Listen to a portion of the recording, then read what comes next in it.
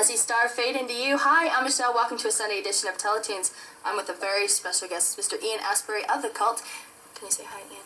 Bonjour, ça va? Pretty good international show we're going to have here. We're going to be talking to Ian later in the show, so stick around for that. But up next, it's a new video from Susie and the Banshees off the new album Rapture. It's Oh Baby on Teletunes. Hi, back here at the hotel, talking to Mr. Ian Astbury from The Cult. Ian, let's get right into it. I got a million questions, but I narrowed it down to just a couple for you. Forever, you guys have been lumped into the real vague category of death rock, metal, all those really idiotic categories. What to you is The Cult? I mean, the music, can you describe it? I mean, we're a death rock metal band. Oh, really? Yeah. Actually, I was just looking at this painting. It's very nice, isn't it? It is very nice. Categories, we don't fit into one. We're an outsider band. That's good to know. We don't. We have... I mean, when we first started out, we were acknowledged by the counterculture as being like one of the leading lights in the alternative movement. Then we decided that that was really not where we wanted to be, and I think the band became more degenerate, and our sound became more degenerate, and we made the Electric album, and it was just kind of like absolutely nothing to do with anything that was happening at the time, you know. We've always been kind of progressive in that way, and I think that possibly we evolved into something which we had absolutely no idea where we would end up. What's that? You got to look up. Oh, I'm looking up. It's very fresh in the show. Let me ask you another question. No, the whole thing with that is like, you know, people go like, is it alternative, is it not alternative? Yeah, we're an alternative band, I guess, in that sense. Alternative to what? Maybe, I don't know. That's okay, though. You don't have to explain it. We like it anyway. Let me ask you, you guys have been out, you said, for 5 months now. What are you finding from American audiences this time around? I mean, from times that you've been here before. I know Denver, you've been here before. What are they expecting, some big gothic production, or are they pretty happy with this huge show that you're putting on now? I mean, are they really responding to you well? The audiences have been like really venomous. I mean, they've just been really exceptional, over the top. One of the things that we have, the advantages that we have right now, is that we have a body of work. People know our music, so it's great. It's not like we're trying to ingratiate ourselves with a brand new audience. But having said that, I'm noticing that the majority of our audience is very young. Very young. How do you feel about that? I love it. Do you? I love it. Good energy? It's wonderful. Awesome. Well, we're going to play the new song off the new album. Excellent. And do you want to introduce it? Okay, I'll just leave my tea alone. That's fine.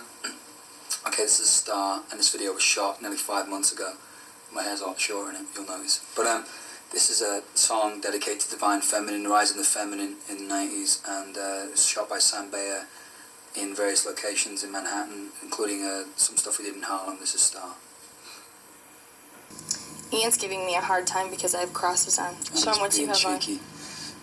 Cheeky I've got a monkey. Wiccan star on. It's just a pentagram. He was telling me this really awful story about his landlady. Well, let's talk about this. Has absolutely nothing to do with Satanism.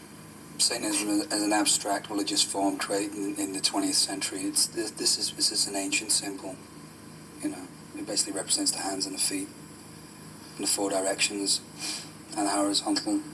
Thank God we have him to clear that up for us. Because I don't think anybody this is a very powerful symbol. Women have been wearing these for thousands of years. Really? Yeah. I'm sure. Nothing to do with Satanism. Thank you. Just wanted to clarify that. Thank goodness. Now tell us the story about your landlady. That was awful. Yeah, it was I moved around a lot, but when I was like about 18, I was in Liverpool, and I went away to a punk festival in Belfast, and I came back and found out that my friends had been staying in my apartment. Wasn't really an apartment, it was a bed, what we call a bed sit. It's just like one room with a bed in it and a little stove. And I owed her some money for rent, and my friends had smashed up like my room, they smashed up some of the rooms in the little building we were staying. So they changed the lock, and when I eventually got the door open, I found all my stuff was gone, and my landlady burnt all my paintings, my books and everything, my clothes. That's awful. That was like 1980, so when I had my little mohawk and my little nose ring first done. And that's when having a mohawk haircut was like, you know, it was the little punk rock kiddies out there. Now back to the music. People. I want to ask you one more question. Yeah. You guys seem to be very heavily influenced by different things for different albums. Like the last album was very Native American influenced. Anything special? This one kind of? Any muses in particular talk to you on this one? No, the last album, only symbolically, the photographs on it, that was an acknowledgement of the fact it was the 5th year anniversary of the invasion of the Americas by Columbus, etc. So that was just in solidarity with Native Americans. course, we were sued for the cover by a Native American family. Yeah. Which is just like very typical luck for us. Well, that's awful because you guys did it as a gesture of honor. It's unfortunate, but you know, this is the 20th century, and Unfortunate. doesn't matter whether you're Native American or Caucasian, doesn't matter. Everyone likes money, so whatever.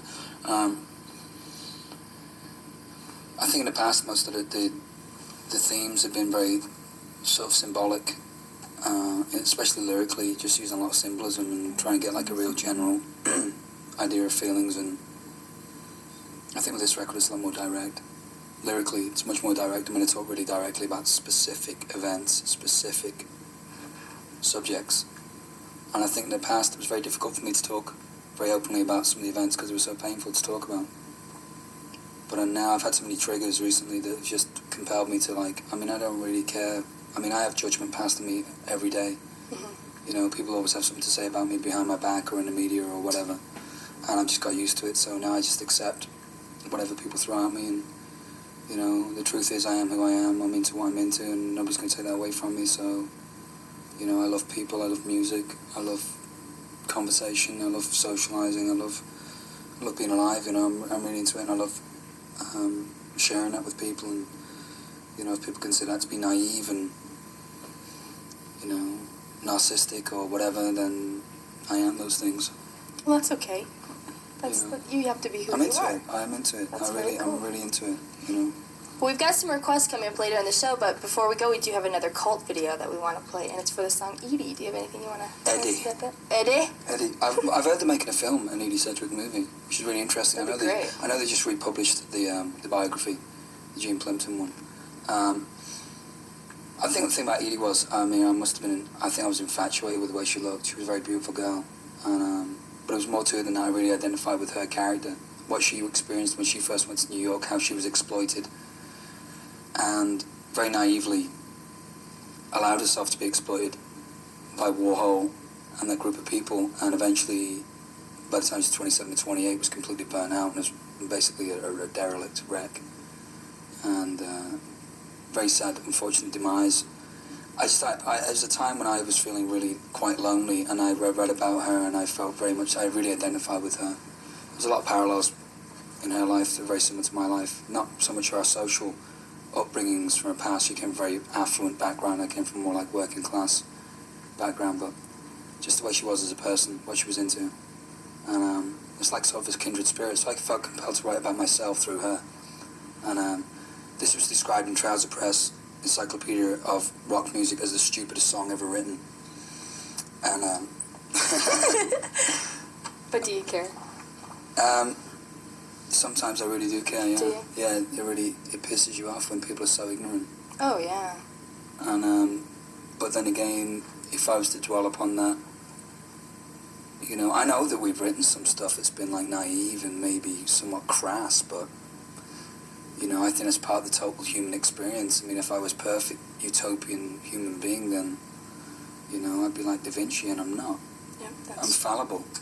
And that's part of the essence of what we're about, is we're human and we're fallible and we make mistakes, but at least we have the sincerity to, and, you know, the wisdom to acknowledge that. And, you know, I mean, I can take some criticism from people, definitely.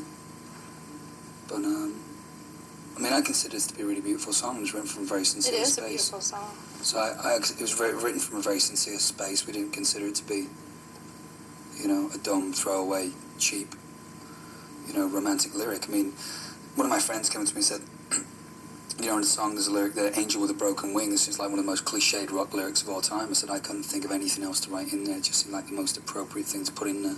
Yeah. And it's why I really identified with it. And it's an image that I really like a lot. So I identify with that strongly. So, there you go. With that in mind, keep your eye out for the video. It's coming up in the show. And back into